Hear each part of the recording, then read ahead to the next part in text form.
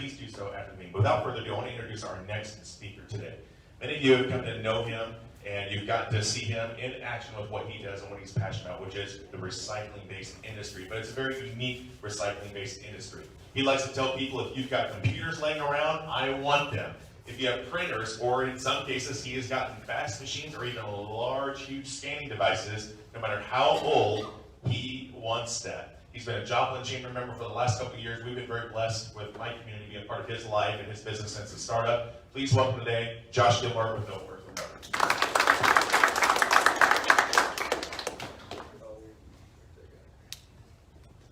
Oh, good morning, everybody. How exciting. I was in this room yesterday for like 3 hours, me and Patty was, and I've never sweated so much because it was so cold at once. But yes, my name is Josh Gilmore with No Worth Recovery.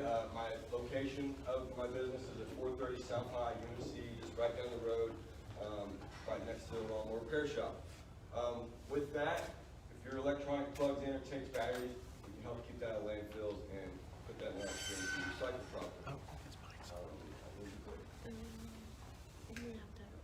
Just back up a little bit about myself. I talk about this, I really don't need this thing. It's on. You have to speak directly into the top. It is on. You have to speak directly into the top. Okay, here we go. There you go. Do what we can do. So I grew up in Goodman, very honorary young man, constantly in trouble, and this project here is my way of giving back to the community and hopefully much more.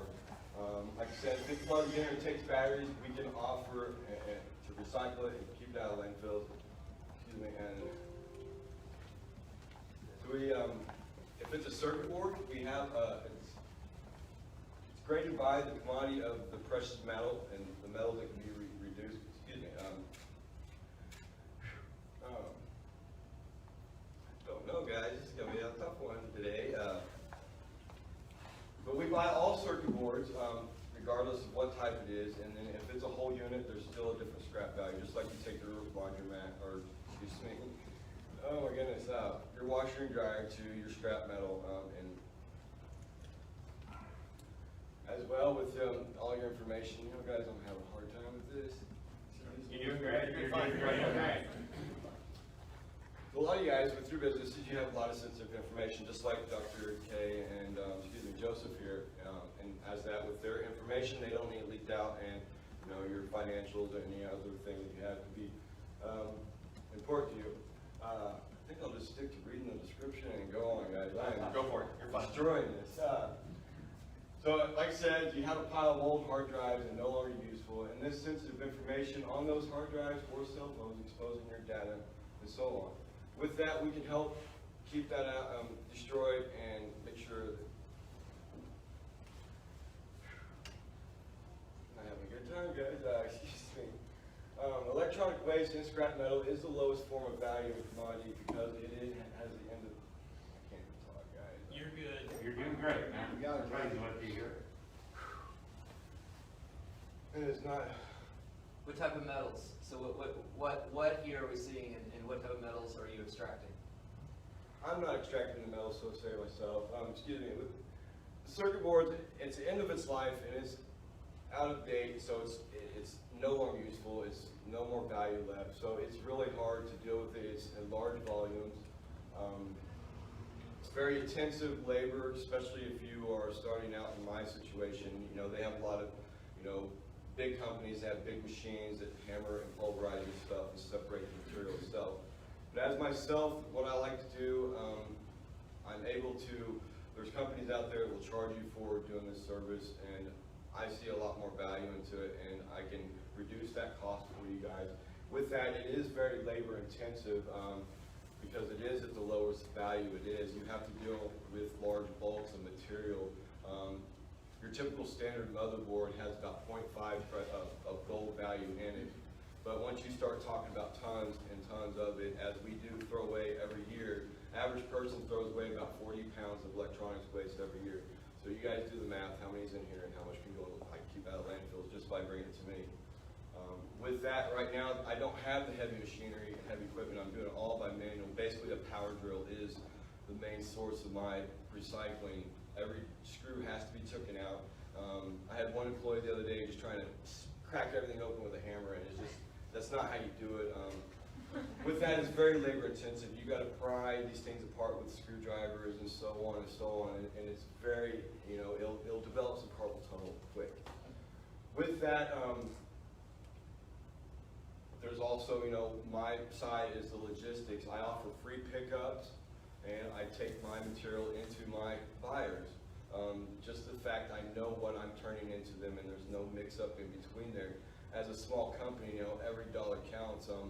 You know, something can happen to that load in between. I've heard lots of horror stories. And this is a precious metal commodity, you know, and not everybody's going to be honest with you. With this, there's, as you guys, probably most of you guys never heard the term e-waste. So there's nobody here teaching me what I'm doing. I'm absolutely learning everything as I go. I've made, you know, several mistakes, and I've seen how I can improve what kind of material I'm turning in, how I can sort it better, or some other component. With that, it's very labor intensive. Just this week alone, since the pandemic's ending and everybody's cleaning up and be able to get things out of the building, the Carthage High School, or the schools district, has used my service, which I'm very grateful, but they have 24 pallets for me to shove into my little shop. And on top of that, Neosho Recycling Center just had an event last weekend, Friday and Saturday, and they have another 24 pallets for me to put in my shop. So my business is going to be max capacity for the next rest of the couple weeks here. Hopefully I can get it cleared out. So it's very labor intensive. With that, the more space you have, the more organized you can be, the better you can be at recycling, the more value you can pull out of this stuff. For instance, ABS plastic is one of my major things that I do have to throw into landfills just because there's not a market for it.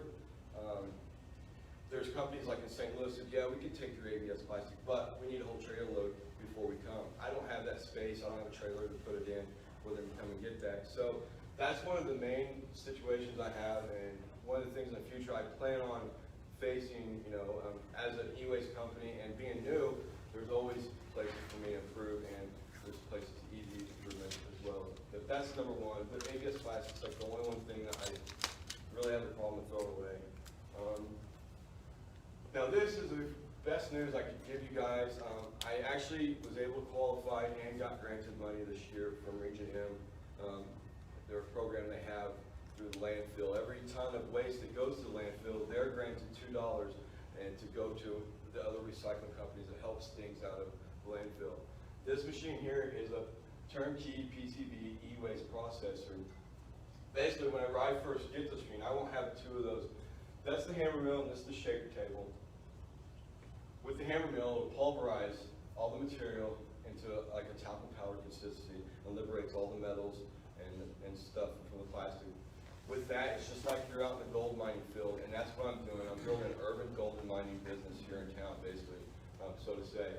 But once it's pulverized, it'll come down to this 4x8 shaker table that I was just granted money for. It's my dream machine, and this is what's going to fuel the next few stages of my operation. You know, what got me into this is watching one YouTube video my dad showed me of a gentleman leaching the gold plating off the gold of the fingers of a ram stick of the motherboard. I don't know if you know what a lot of that is, but that got me thinking and interested how somebody can take a commodity, an instrument like a computer, break it down, put it back into a solution, and drop it back out to a crude commodity to be reused. That just absolutely fascinates me, and that's where I want to be. And 20 years was my big dream to have an actual refinery, but I do know how to do it, and I have done it. But in that, I've learned that, you know, you handle corrosive, hazardous waste. Even though you get your gold out of your precious metal, that solution still has heavy metals and poisonous metals in there. So I backed off that, and I did learn that there's still a need for a collection. There's not a company around here that does what I do. Most of the companies, they want to charge you to come pick up your electronics waste. Whenever I know half these schools and stuff throw away computers that can be reused to commodities, and that's what we do. I have Josh Shackles now partnered up with me, and he's helping me amp the computers and resell them community at an IT level, which that's not my field. I'm more in the scrap industry. Most of the stuff that I get, I couldn't tell you half of what it does, but I can tell you the scrap value.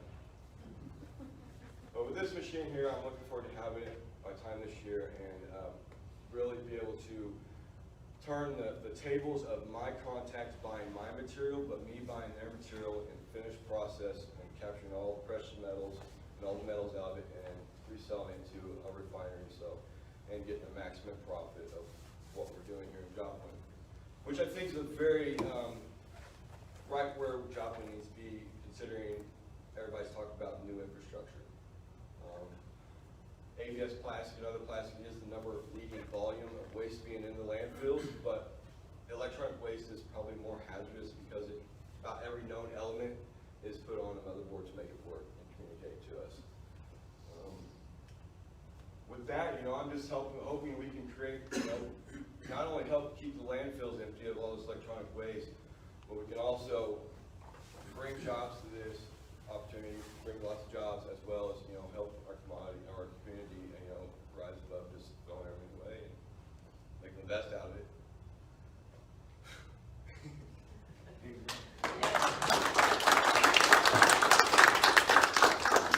What's your number one biggest challenge right now, then, Josh? Over here. Put it on.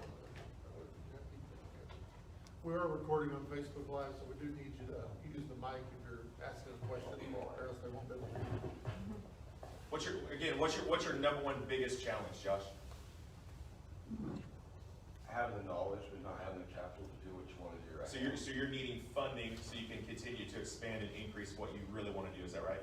Yes, it's starting out with somebody I go, I don't, and yeah, just the funding, capital to buy the heavy machinery to take a lot of labor-intensive work out of it and be able to process the material a lot quicker at a more industrial scale level. I guess that would be it, the property. And something else everybody's going through is finding good help, good hired hand that's really interested and passionate about what I do. Like my old boss, Robert Applegard, bless his heart, hope he's hearing me and listening to this, but he told me that nobody's ever going to care as much as you do. I was really aggravated that the other employees weren't working as hard as I was or something, and he's like, nobody's ever going to care as much as you do. And it really stuck to me, and I take it to the heart. And yeah, that's my biggest challenge is capital, and then just finding some good help. I know what I can do in my shop and how much value I bring to my community.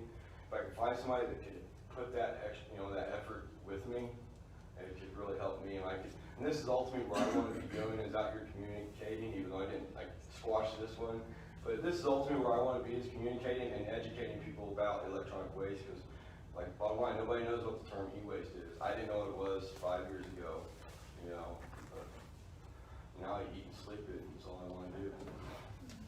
I got a question. Yes, sir. Seems like a pretty good partnership for you. I'm curious if you've reached out to any of the local tribes. I'm Eastern Shawnee. All of the local 9 tribes have e-waste drives every single year. We have our own recycling facilities on tribal grounds. Seems like a really, really good fit. Tribes also get a good bit of grant money, and so they're constantly turning over old technologies and do create a large amount of e-waste, which is why it's something they look at. They seem to be more focused on sustainability than most other organizations. And so it seems like you're needing capital and you're wanting to grow. Tribes have capital. Tribes are always looking for partners to invest in. And this is right in the sweet spot because it's profitable and it focuses on sustainability.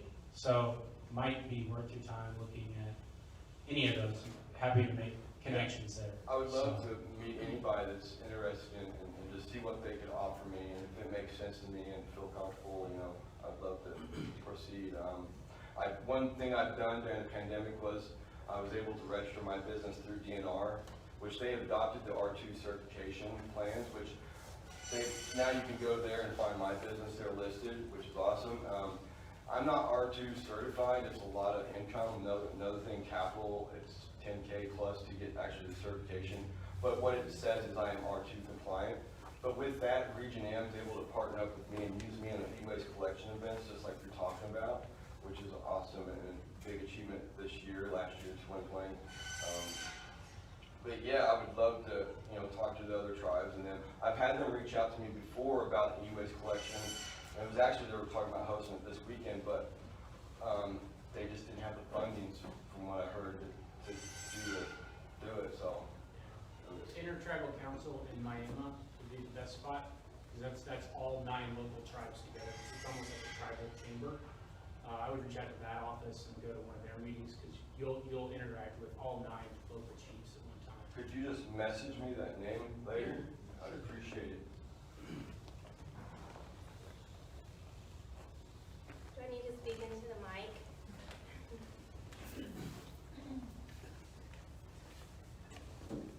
So Josh, you mentioned the ABS plastics going into the landfill, and of course that's, I didn't want that.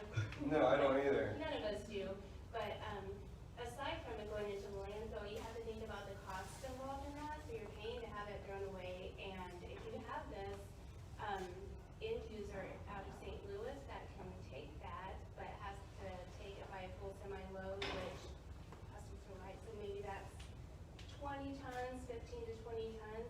I wonder what else could go with that you're generating, so that you can create a load of this quicker, would they take stretch wrap that you're using to wrap these pallets of items in, or they could pulling off of other existing pallets, everything with plastic bags that people are bringing you, hard drives in or whatever, because I promise you they're not just processing that one type of plastic. So I wonder if you just reach out to them and ask them what else they can accept on that load, or even negotiate a price by taking a reduction if they take a smaller load, because a lot of times when there's freight coming through here, and we're very fortunate to live on some highways, that connect different areas of the state, they're needing to fill up a load, so maybe they're picking up from a distribution center somewhere, but they're like, oh man, we've got room for 8 pallets, and so maybe they can take a partial load if we just talk to the right people and coordinate that. Sure. I would look at seeing what else they can take besides the ABS. Sure, yeah. You'd save money in the long run. That makes sense. Gain revenue for it. Well, I never even thought about getting paid for stuff, Like you said, I hate the thought of throw all this stuff away. That's one thing I don't keep track of, is how much plastic. I do throw away. Beginning of the pandemic, of the New Year's resolution was, I wanted to see how much I did throw away. But when that pandemic hit, everything went crazy, and I stopped measuring away how much I threw away. But yeah, I'll definitely reach back out to those and other people.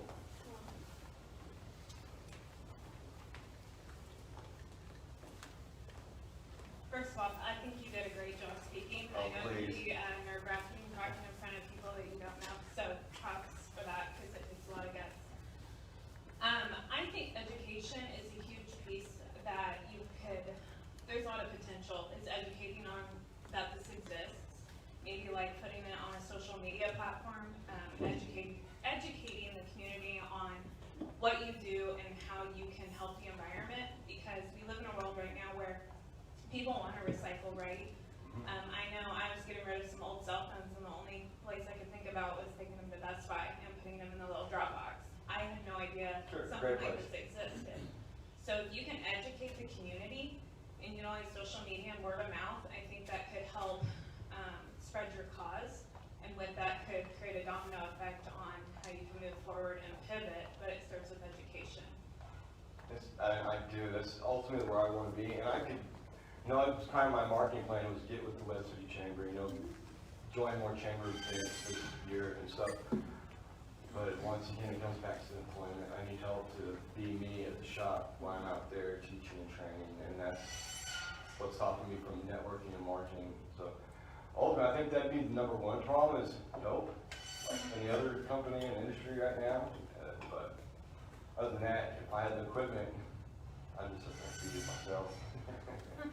Josh, have you got a chance to talk to workforce development about getting help in your company?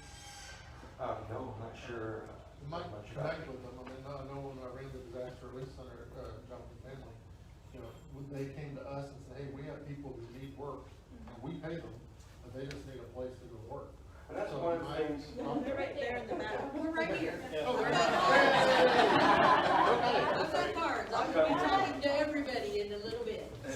And that was kind of one of my challenges also is, we're, like I said, we're in the lowest value of the commodity that's there.